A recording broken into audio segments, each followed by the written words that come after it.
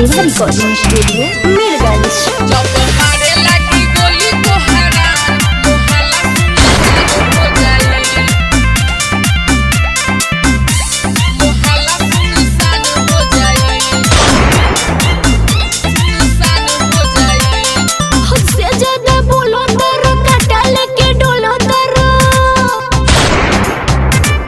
कहा रे बोल,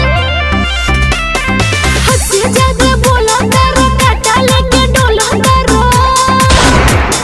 रह कगरी छुआना, देखी हमार गोरे गोरे टंगरी।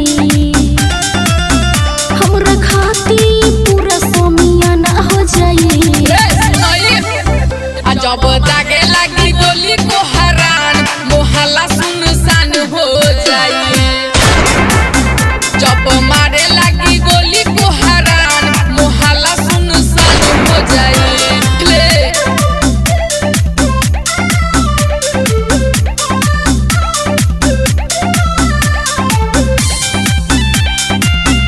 जब मारे लगी गोली को हैरान मोहल्ला सुनसान हो जाए।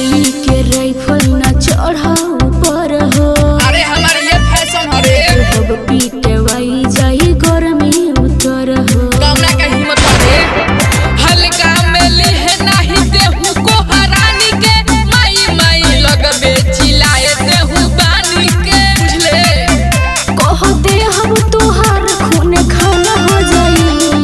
ए बाबा गुटा जगो रे सुन, जब दागे लगी गोली को हैरान मोहल्ला सुनसान हो जाए।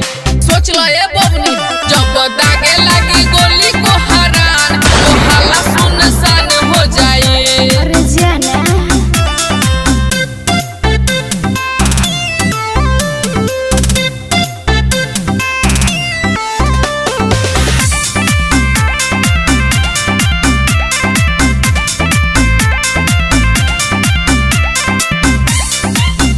जब मारे लगी गोली तो हैरान मोहल्ला सुनसान हो जाए। सुनु शराबी करो ना बोल जोरी, देखी हमार होई ढोरी कटोरी। बढ़िया बन गली चली रे, देखी के तोर हई पतरी कमरिया, केहू के हटे नहीं तो हसे नजरिया।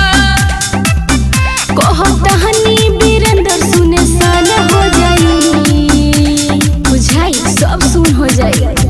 जब दागे लगी गोली को हैरान मोहल्ला सुनसान हो जाए। ढेर बोला तारा